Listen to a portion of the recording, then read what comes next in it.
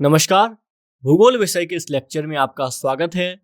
आज हमारी चर्चा का मुख्य विषय है प्रायद्वीपीय नदियों का अपवाह तंत्र।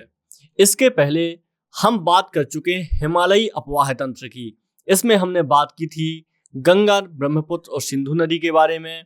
हमने देखा था गंगा नदी भारत की सबसे बड़ी नदी है जो 2525 किलोमीटर लंबी है। हमने ब्रह्मपुत्र, सिंधु नदियों की बात की थी और हमने देखा था किस तरीके से गंगा नदी एक विशाल क्षेत्र को सिंचित करती है। अब हम बात करेंगे दक्षिण भारत में प्रायद्वीपीय नदियों के बारे में बात करेंगे। इसमें हम देखेंगे कौन कौन सी महत्वपूर्ण नदियां हैं और मुख्य नदियां हैं। तो आइए चलिए चर्चा करते हैं सबसे पहले नदियों की, प्रायद्वीपीय नदियों की। तो पहले हम कुछ सामान्य जानकारी जान लेते हैं।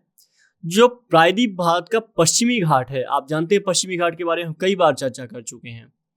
प्रायद्वीप भारत का पश्चिमी घाट है, ये एक प्रमुख जल विभाजक का कार्य करता है। आप देखेंगे जो भारत है इसका जो क्षेत्रफल है और जो भारत का क्षेत्र है, भू आकृति है, तो ये इस तरीके से है। मतलब जो ढाल है भारत का, ये आप देखेंगे पश्चिम से पूरब की तरफ है। इसका अर्थ क्या हुआ? इसका अर्थ ये हुआ कि अगर ये भाग ऊंचाई में ज्यादा होगा, इसकी ज्यादा ऊंचाई होगी और इसकी नीचाई कम होगी, तो ऐसे में ये नॉर्मल सी बात है कि जो नदियां हैं ये पश्चिम से पूरब की तरफ प्रवाहित होंगी। जी हाँ, बिल्कुल ऐसा ही होता है कि पश्चिम से पूरब की तरफ भारतीय नदियां प्रवाहित होती हैं। अधिकतर नदियां, कुछ नदियों को छोड़ दिया जाए, जैसे कि नर्मदा नदी को छोड़ दिया जाए क्योंकि वो फ्रांस घाटी से बहती है, उसकी बाद में बात करेंगे। तो ये जो पश्चिमी घाट है मुख्य जलविभाजक का कार्य करता है। प्रायद्वीपीय पठार का सामान्य ढाल पूरब एवं दक्षिण पूरब की ओर होने के कारण प्रायद्वीपीय भारत की अधिकांश नदियां पश्चिमी घाट से निकलकर बंगाली खाड़ी में गिरती हैं। मैंने आपको कारण बता दिया है। ये नदियां डेल्टा का निर्माण करती हैं। जो भी नदियां पश्चिम से पूरब की तरफ आती हैं ये अधिकतर डेल्टा का निर्माण करती हैं। डेल्टा क्या होते हैं? उपजाऊ मैदान की तरह होते हैं। आप ऐसे समझिए एक मैदान होते हैं जो नदियों के द्वारा लाए गए निक्षेपों के कारण बन जाते हैं। ठीक है। प्रायद्वीपीय भारत की नर्मदा तथा ताप्ती नदियां अपवाद स्वरूप बंगाली खाड़ी में न गिरकर अरब सागर में गिरती हैं। हमने बात की थी। आप देखेंगे नर्मदा नदी है, ये आपकी बंगाली खाड़ी तक न गिर के अरब सागर में गिरेगी, तो ये अपवाद है। ताप्ती नदी भी अपवाद है क्योंकि भ्रंश घाटी से बहती है, इसलिए अपवाद है। और चलिए तो आइए बात करते हैं। और बाकी एक चीज और याद रखिएगा, जो दक्षिण भारत की नदियां मुख्यतः वृक्षाकार अपवाह तंत्र का निर्माण करती हैं। वृक्षाकार अपवाह तंत्र का निर्माण करती हैं। प्रश्न कहीं बन जाए तो जवाब दे दीजिएगा इसका। तो दक्षिण भारत की नदियों की अब हम बात करेंगे। तो दक्षिण भारत की नदियां हैं, इनको मुख्यतः दो भागों में विभाजित किया जा सकता है। अगर यहाँ पे हम दक्षिण भारत के प्रायद्वीपीय भारत शब्द का इस्तेमाल करेंगे तो ज्यादा सही इस्तेमाल होगा, तो हम प्रायद्वीपीय भारत ही इस्तेमाल करेंगे। तो जो प्रायद्वीपीय भारत की नदियां हैं इनको दो भागों में विभक्त किया जा सकता है। पहला हो जाएगा अरब सागर की नदियां और दूसरा हो जाएगा बंगाली खाड़ी की नदियां। यानी ऐसी नदियां जो अरब सागर में गिरती हैं और ऐसी नदियां जो बंगाली खाड़ी में गिरती हैं। तो अरब सागर की नदियां कौन कौन सी हो जाएंगी? नर्मदा हो जाएगी, ताप्ती, माही, साबरमती, पेरियार, मांडवी, जुआरी, और इसमें भद्रा, बैतरणी हो जाएगी। बैतरणी, कालिंदी, शरावती, पेरियार, पंबा, ये सब नदियां कहाँ पे गिरती हैं? अरब सागर में गिरती हैं। बेसिकली हम नर्मदा और ताप्ती का ज्यादा उल्लेख करते हैं, लेकिन आप नर्मदा, ताप्ती के अतिरिक्त साबरमती और पेरियार का नाम भी याद रखिएगा। ये आपको नाम ज्यादा इंपॉर्टेंट रहेगा। बाकी बंगाली खाड़ी की तरफ बहुत सारी नदियां गिरती हैं। स्वर्ण रेखा हो जाएगी, बैतरणी, ब्राह्मणी, गोदावरी, कृष्णा, महानदी, कावेरी, वंशधारा, पेन्नार, पलाई, बैगई आदि, ये सारी नदियां कहाँ पे गिरेंगी? ये बंगाली खाड़ी की तरफ। एक एक की अभी बात करेंगे आगे चल के। तो आइए सबसे पहले बात कर लेते हैं हम गोदावरी नदी के बारे में। पहले थोड़ा सा एक सिनॉप्सिस जान लेते हैं आखिर कि कौन कौन सी नदियां हैं और इनका उद्गम क्या है और लंबाई कितनी है, क्योंकि बाद में हमें परेशानी नहीं होगी, हम आसानी से इसको सॉल्व कर लेंगे। तो आइए पहले जान लेते हैं मुख्य नदियों के बारे में जो प्रायद्वीप भारत की हैं। तो इसमें सबसे पहली नदी है एक नर्मदा नदी। उद्गम कहाँ होता है इसका? अमरकंटक होता है। अमरकंटक ये सतपुड़ा श्रेणी का भाग है। इसकी लंबाई कितनी है? 1312 किलोमीटर इसकी लंबाई है। ताप्ती नदी दूसरी मुख्य नदी है, दोनों का मध्य प्रदेश से उद्गम होता है। इसका होता है बैतूल की मुल्ताई पहाड़ियों से। बैतूल मध्य प्रदेश में पड़ेगा ये। इसका 724 किलोमीटर इसकी लंबाई है इस नदी की। एक महत्वपूर्ण नदी है गोदावरी नदी। गोदावरी, इसको तो याद ही रखिएगा।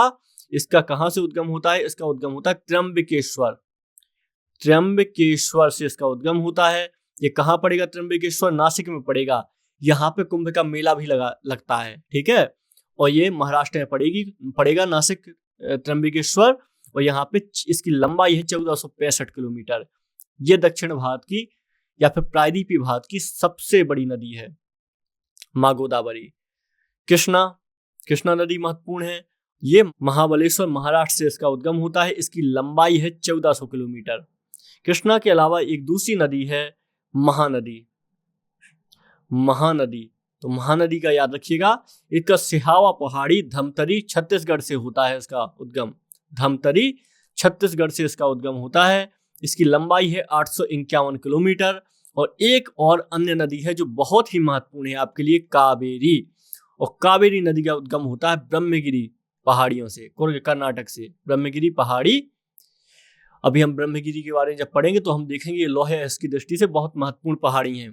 तो ब्रह्मगिरी पहाड़ी कुर्ग कर्नाटक, यहाँ से इसका उद्गम होता है। और इसकी लंबाई है 800 किलोमीटर। इसकी लंबाई है 800 किलोमीटर, ठीक है। इसके अलावा इन नदियों की कुछ सहायक नदियां भी हैं। जैसे गोदावरी की बात करें, जो गोदावरी बहुत ही महत्वपूर्ण नदी है, तो इसकी सहायक नदियों में हो जाएगी पूर्णा, वर्धा, प्राणहिता, मंजीरा, बेनगंगा, इंद्रावती। ये सब इसकी बहुत ही महत्वपूर्ण सहायक नदियां हैं। इसमें पूर्णा, वर्धा जरूर याद रखिएगा, पूर्णा भी याद रखिएगा, प्राणहिता भी याद रखिएगा, महत्वपूर्ण नदी है। ऐसी कृष्णा नदी की कुछ महत्वपूर्ण नदियां हैं। इसमें आ जाएगा तुंगभद्रा बहुत इंपॉर्टेंट है, कोयना, घाट प्रभा, मूसी, भीमा, मालप्रभा, पंचगंगा, दूधगंगा। इसमें भीमा नदी भी याद रखिएगा, कृष्णा नदी की सहायक नदी। ये दोनों बहुत इंपॉर्टेंट नदियां हैं। कावेरी नदी की भी एक महत्वपूर्ण नदी है। इसमें हो जाएगा हेमावती, अमरावती, भवानी और काबिनी। ये कावेरी नदी की सहायक नदियां हो जाएंगी। और महानदी की सहायक नदियों की अगर हम बात करें तो हसदेव, शिवनाथ, ये हो जाएंगी। बाकी इसका याद रखना कोई जरूरी नहीं, लेकिन कृष्णा की भीमा नदी याद रखिएगा, क्योंकि हम आगे चल के भीमा नदी के बारे में फिर से इसका उल्लेख करेंगे, एक बार पढ़ेंगे इसके बारे में, भीमा नदी के बारे में, ठीक है। चलिए, तो आइए अब सीधे बात करते हैं पहले हम गोदावरी नदी के बारे में। तो गोदावरी नदी प्रायद्वीपीय भारत की सबसे बड़ी नदी तंत्र है। जैसा कि हम देख चुके हैं, गोदावरी कितनी है लंबाई इसकी? 1465 किलोमीटर लंबी नदी है। और इसके तट पर कुंभ का मेला लगता है। इसको गोदावरी को वृद्ध गंगा या बूढ़ी गंगा, दक्षिण गंगा की भी संज्ञा दी जाती है, ठीक है। बहुत महत्वपूर्ण नदी है दक्षिण की, ठीक है। दक्षिण गंगा प्रायद्वीपीय भारत की महत्वपूर्ण नदी है। तो ये सब चीजें याद रखिएगा। और ये भारत में विस्तार की दृष्टि से दूसरी सबसे बड़ी नदी है। दूसरी सबसे बड़ी है, पहली कौन है? गंगा, दूसरी सबसे बड़ी है। तो ये सब चीजें आप याद रखिएगा अच्छे तरीके से, बहुत काम आएंगी ये चीजें। तो हमने गोदावरी के बारे में चर्चा की। आइए गोदावरी संबंधित कुछ और बात करनी है, क्योंकि ये बहुत चर्चा में रहती है। अगर गोदावरी नदी के बारे में और कुछ बात करें तो हम देखेंगे इसमें कुछ महत्वपूर्ण सिंचाई परियोजनाएं भी हैं जो आपको पता होनी चाहिए। इसमें पोलावरम सिंचाई परियोजना, इसमें आपका हो जाए कालेश्वरम हो जाएगा। इसके अलावा हो जाएगा श्री राम सागर परियोजना। तो ये सब महत्वपूर्ण सिंचाई परियोजनाएं हैं। इसके अलावा जो गोदावरी है, ये धवलेश्वर के बाद गोदावरी दो शाखाओं में विभक्त हो जाती है। पूर्वी शाखा गौतमी गोदावरी के नाम से और पश्चिमी शाखा वशिष्ठ गोदावरी के नाम से प्राणहिता होती है। तो ये आपके लिए कुछ ज़्यादा इंपॉर्टेंट नहीं है, एग्जाम में नहीं पूछा जाएगा, बस ऐसे ही जान लीजिए, कुछ ज़्यादा महत्वपूर्ण नहीं है। बाकी हम गोदावरी नदियों की पहले ही बात कर चुके हैं। इसमें कौन कौन सी इसकी महत्वपूर्ण नदियां हैं, आइए यहाँ पे लिख भी लेते हैं। पूर्णा हो जाएगी, वर्धा, इसमें हो जाएगी प्राणहिता, इसमें मंजीरा हो जाएगी, बेनगंगा हो जाएगी। जब हम अमरकंटक की बात कर रहे थे तब हमने बेनगंगा की बात की थी, क्योंकि अमरकंटक में जब हमने अरीय तंत्र पढ़ा था, अरीय अपवाह तंत्र, तब हमने देखा था नर्मदा निकली थी, यहाँ से सोन निकली थी और यहाँ पे दक्षिण की तरफ बेनगंगा नदी निकलती है।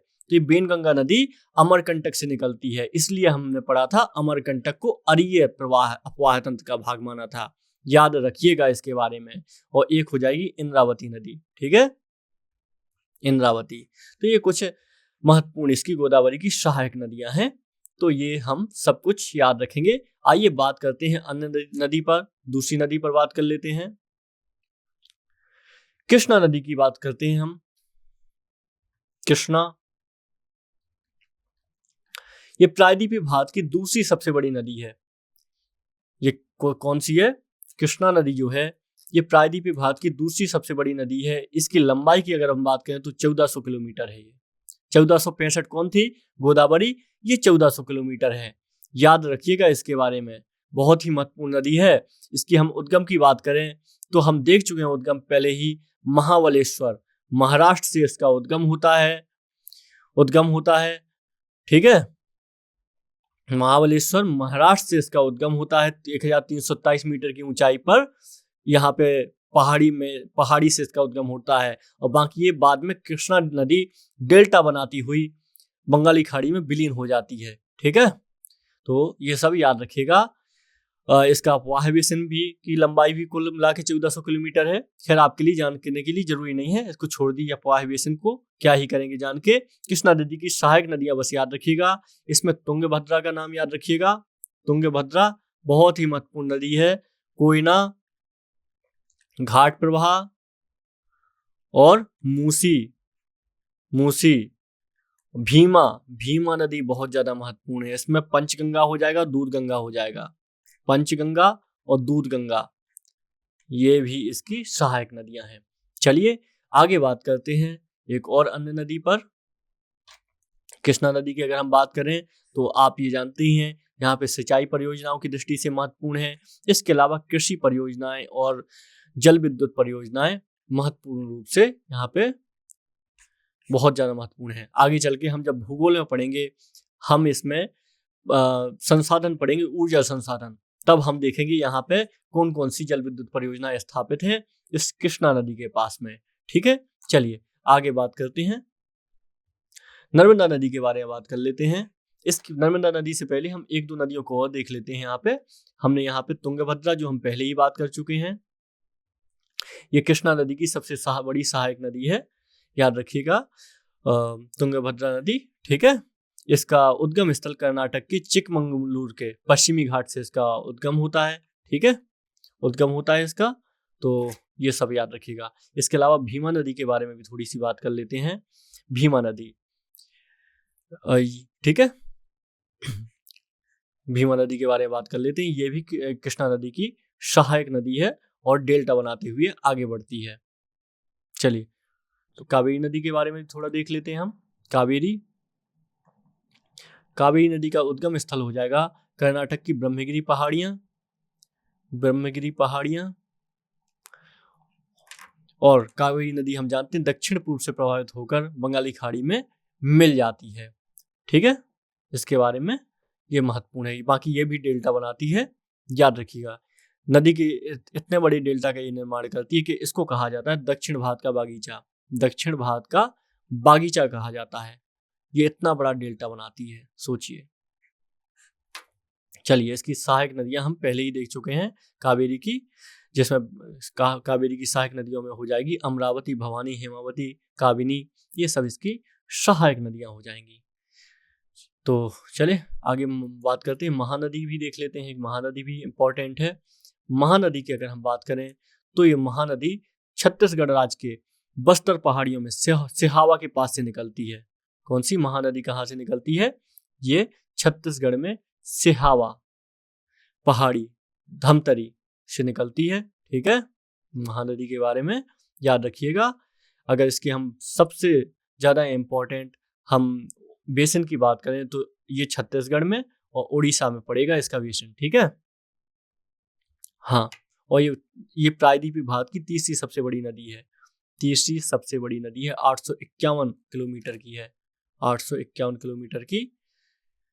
जबकि कावेरी कितने की थी? 800 किलोमीटर की थी कावेरी। तो ये सब चीजें याद रखिएगा। महानदी में कुछ महत्वपूर्ण परियोजनाएं हैं, इनके बारे में सुन लीजिएगा। इसमें हीराकुंड बांध है। हीराकुंड बांध, ये बहुत महत्वपूर्ण है। सब ये भारत का सबसे लंबा बांध है। हीराकुंड बांध है ना, जो भारत का सबसे लंबा बांध है। इसमें रविशंकर सागर, सौंदूर जलाशय और भी बहुत सारी महत्वपूर्ण साइट है। हीराकुंड बांध ये महत्वपूर्ण है, याद रखिएगा। इसके अलावा यहाँ पे एक नदी स्वर्ण रेखा नाम की नदी भी है। स्वर्ण रेखा नाम की भी नदी है। इसका उद्गम कहाँ से होता है? छोटा नागपुर के पठार, छोटा नागपुर पठार से होता है इसका पठार, ठीक है। और ये पूरब दिशा की तरफ बहती है। ये महत्वपूर्ण नदी है। आइए आगे बात करते हैं नर्मदा नदी के बारे में। नर्मदा एक महत्वपूर्ण नदी है।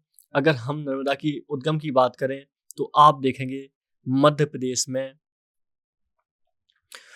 अमरकंटक ये जगह यहाँ पे पड़ेगी। इससे नर्मदा का उद्गम होता है। कुल मिला के 1312 किलोमीटर लिखिएगा। 1312 किलोमीटर इसकी लंबाई है।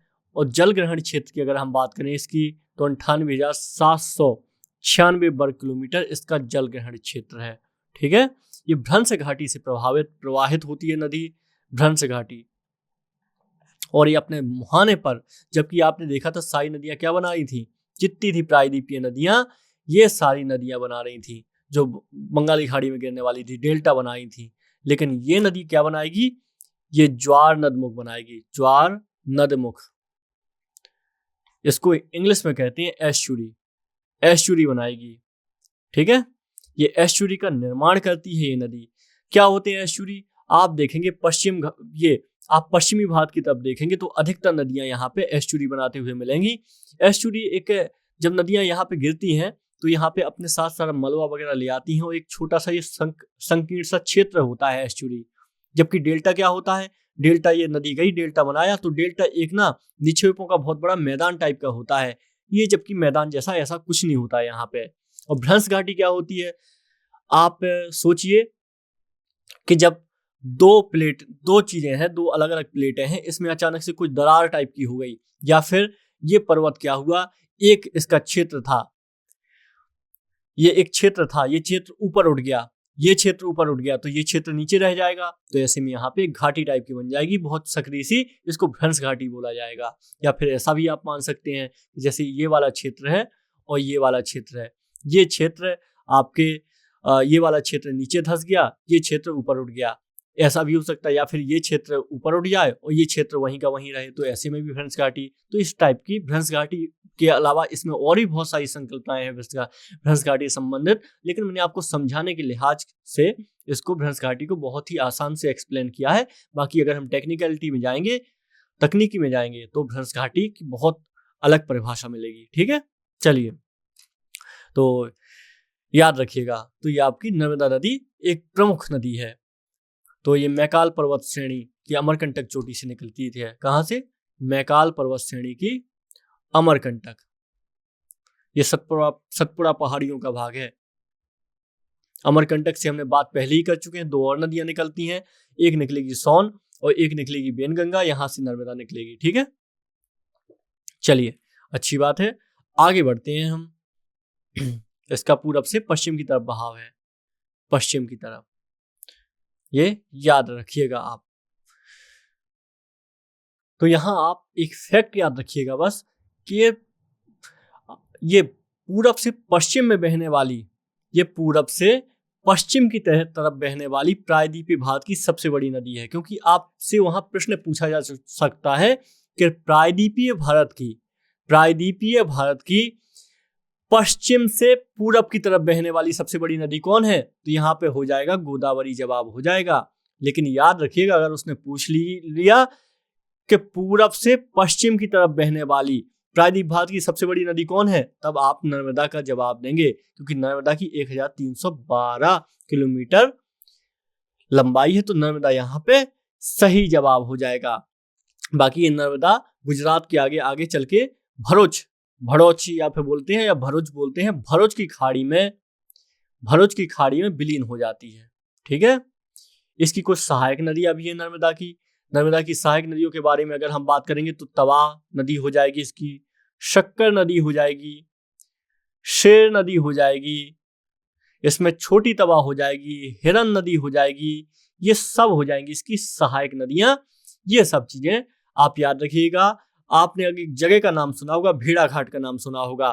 तो ये भेड़ाघाट में जबलपुर के पास भेड़ाघाट से संगमरमर की चट्टानों कपिलधारा प्रपात का सुंदर दृश्य बनाती है। तो इस तरीके से बहुत सारे जलप्रपात देखने को मिलेंगे आपको नर्मदा नदी में, जिसमें से एक भेड़ाघाट का जलप्रपात बहुत ज्यादा महत्वपूर्ण है, बहुत सुंदर है। इसको धुआंधार भी बोला जाता है क्योंकि धुआं जैसे ऊपर उठता है जल। तो ये कपिलधारा याद रखिएगा, कपिलधारा भेड़ाघाट के पास जलप्रपात मिलता है।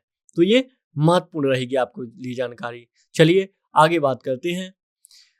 नर्मदा के अलावा हमें तापी नदी भी है। तो नर्मदा के अगर हम बात करें इसमें जो इसकी महत्वपूर्ण चीजें हैं, तो जबलपुर के आसपास से गुजरती है।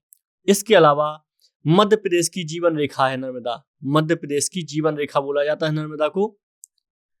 मध्य प्रदेश के एक बहुत बड़े क्षेत्रफल को ये सिंचित करती है और कई सारी इसमें परियोजनाएं भी नर्मदा में आपको देखने को मिलेंगी, जिसमें सिंचाई परियोजनाएं हैं और जल विद्युत परियोजनाएं भी, जैसे तवा परियोजना हो जाएगी और बहुत ही अन्य तरह की परियोजनाएं हैं इसमें। आप देखेंगे निमाड़ के पास आपको कुछ परियोजनाएं यहाँ पे देखने को मिलेंगी।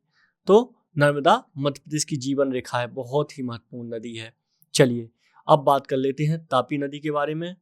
तापी नदी आप देखेंगे नर्मदा के ही, आपको जब आप निमाड़ में आ जाएंगे तो आपको ओंकारेश्वर नामक दर्शनीय स्थल भी यहाँ पे देखने को मिलेगा, जहां भी हाल फिलहाल में मध्य प्रदेश में ओंकारेश्वर देखने को मिलेगा, जहां पे शंकराचार्य की मूर्ति का अनावरण हुआ है 108 फीट की। तो ये मध्य प्रदेश के आपको निमाड़ में देखने को मिलेगा। ठीक है, चलिए आगे बात करते हैं तापी नदी के बारे में। तापी नदी एक और अन्य महत्वपूर्ण नदी है मध्य प्रदेश की।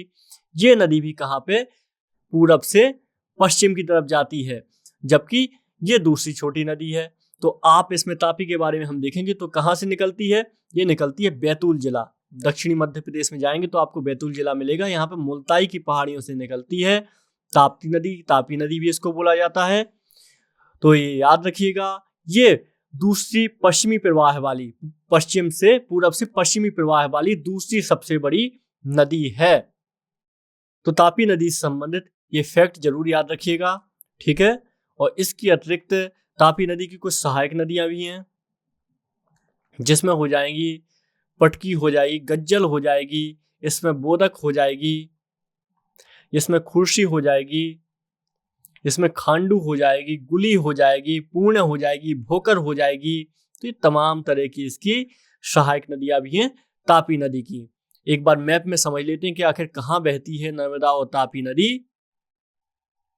तो ये नर्मदा में अमरकंटक से निकली, अमरकंटक से निकली यहाँ पे नर्मदा। तो अमरकंटक से नर्मदा निकल जाएगी यहां से, और ये निकल जाएगी यहीं से बैतूल से ये तापी नदी, और दोनों जाके अरब सागर में समा जाएंगी। ठीक है, याद रखिएगा। ये भी एस्चुरी का निर्माण करती है। किसका? एस्चुरी का निर्माण करती है ये, और इसके बाद अरब सागर में गिर जाती है। आप देखेंगे दोनों ही नदियां ये सतपुड़ा पर्वत श्रेणी के मध्य में ही पाई जाती हैं। ठीक है, ये याद रखिएगा, इसी के मध्य से बहती हैं। आप देखेंगे यहाँ पे, तो यहाँ पे विंध्य पर्वत श्रेणी है और यहाँ पे आपको सतपुड़ा पर्वत श्रेणी मिलेगी। तो इस सतपुड़ा विंध्य के मध्य में बहती है नर्मदा और तापी नदियां, इसलिए भ्रंश घाटी से बहती है। ठीक है, चलिए, और कुछ और यहाँ पे महत्वपूर्ण नदियां हैं, इनके बारे में एक बार बात कर लेते हैं हम। तो यहाँ पे हो जाएगी लूनी नदी हो जाएगी। ये भी आपकी पश्चिम से पूरब की तरफ बहने वाली नदी है। ठीक है, अरावली के समानांतर बहती है ये नदी, और इसका बहुत ज्यादा बड़ी नदी नहीं है, और ये हालांकि कच्छ के रण में समाप्त हो जाती है। कच्छ के रण में इसमें समाप्त हो जाती है, विलीन हो जाती है। ठीक है, ऐसी एक नदी है साबरमती। इसका उद्गम कहाँ पे है? राजस्थान के उदयपुर जिले के अरावली पर्वत पर स्थित जय समुद्र झील है। यहाँ पे जय समुद्र झील है, तो यहीं से इसका उद्गम होता है साबरमती का। और ये प्रायद्वीप पे प्रवाहित पश्चिमी प्रवाह वाली नदियों में तीसरी सबसे बड़ी नदी है। इसकी लंबाई कितनी है? 330 किलोमीटर इसकी लगभग लंबाई है।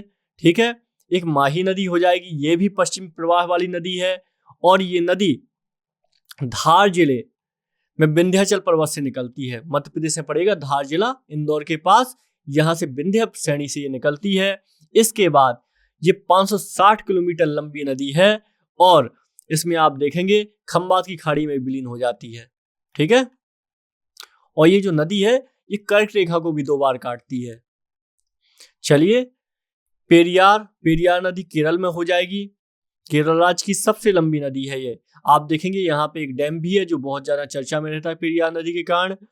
244 किलोमीटर लंबी नदी है ये पेरियार, ठीक है। इसको केरल की जीवन रेखा कहा जाता है, ये याद रखेंगे। यहीं पर पेरियार नदी में आप देखेंगे ये पश्चिमी घाट की पहाड़ियों के बीच में, पश्चिमी घाट की पहाड़ियों से ही ये नदी निकलती है, ठीक है। यहाँ पे पेरियार राष्ट्रीय उद्यान भी है, पेरियार राष्ट्रीय उद्यान भी हो। आप देखेंगे पेरियार राष्ट्रीय उद्यान में ही एक बहुत मशहूर मंदिर है, सबरी माता का मंदिर, ठीक है। सबरीमाला मंदिर, इसको सबरीमाला, तो यहीं पर सबरीमाला मंदिर भी आपको देखने को मिलेगा, ठीक है। तो ये सब याद रखिएगा। इसके अलावा कुछ और भी महत्वपूर्ण नदियां हैं, पंपा नदी हो जाएगी, ज्वारी हो जाएगी, भरतपूजा, शरावती, भद्रा नदी हो जाएगी। तो ये सब नदियां भी महत्वपूर्ण है। इसके अलावा हमारे देश में नदियों की ही बात कर रहे हैं तो हमारे देश में नदी जोड़ो परियोजना चल रही है। नदी जोड़ो परियोजना चल रही है। इसके तहत क्या किया जा रहा है, भारत में जो बड़ी नदियां हैं, जो सतत जलवायु नदियां हैं, उनमें खाली नदियों में जल पहुंचाया जा रहा है। ऐसे ही आपने सुना होगा केन बेतवा परियोजना, हाल ही में ये पास हो चुकी है, इसलिए महत्वपूर्ण है। यहाँ पे आप देखेंगे जो केन नदी है मध्य प्रदेश में बहुत महत्वपूर्ण है, बुंदेलखंड से गुजरती है। इसमें क्या किया जाएगा, इसमें पानी की जो अधिकता होती है बेतवा नदी में पहुंचाया जाएगा। तो एक केन बेतवा परियोजना भी चल रही है, उत्तर प्रदेश और मध्य प्रदेश की संयुक्त परियोजना है। और इसके अलावा और भी अन्य नदी जोड़ो परियोजना चल रही है, हालांकि ये बहुत ज्यादा चर्चा में है। इसमें एक दुधवा नाम, इसमें एक ये पन्ना नेशनल पार्क से गुजरेगी, पन्ना नेशनल पार्क, पन्ना राष्ट्रीय उद्यान। आप जानते हैं पन्ना राष्ट्रीय उद्यान महत्वपूर्ण है, यूनेस्को की साइट में भी शामिल है। और ये इसमें टाइगर के लिए टाइगर रिजर्व भी है पन्ना नेशनल पार्क, इसलिए महत्वपूर्ण है, ठीक है। चलिए, तो आगे बात करते हैं कुछ और। तो इसके अलावा हमारे राष्ट्रीय जल मिशन हमारे देश में चल रहा है, और भी हमारे देश में अन्य प्रोग्राम चल रहे हैं। एक बार हिमालयी अफवाह और प्रायद्वीपीय नदियों की हम बात कर चुके हैं। तो हमने देखा था ये सतत नदियां हैं हिमालयी नदियां, और जबकि प्रायद्वीपीय नदियां कौन सी हैं, ये बारहमासी नदियां नहीं हैं, ठीक है। ये पूर्ववर्ती नदियां हैं, अधिकतर पूर्ववर्ती। ये अनुवर्ती नदियों का उदाहरण है। ये पूर्ववर्ती का मतलब होता है पहले से हैं, इसके बाद में पहाड़ वगैरह बने हैं, हिमालय आए हैं, लेकिन पहले से हैं नदियां। जबकि ये अनुवर्ती नदियां, ये पश्चिमी घाट का निर्माण होने के बाद ये अनुवर्ती नदियां वहां से प्रकट हुई हैं। तो इस तरीके की ये सब चीजें याद रखिएगा। तो आज हमने अपनी सभी नदियों को देख लिया, जो प्रायद्वीपीय भारत और उत्तर भारत की नदियां हैं, हमने सबका अध्ययन कर लिया है। तो आप ये सभी नदियां याद रखिएगा, आपके एग्जाम की दृष्टि से बहुत ज्यादा महत्वपूर्ण रहेंगी। परीक्षा में खूब प्रश्न बनते हैं यहाँ से। तो आशा करते हैं कि आपको ये लेक्चर समझ में आया होगा। अब मिलते हैं किसी अन्य लेक्चर के साथ। नमस्कार।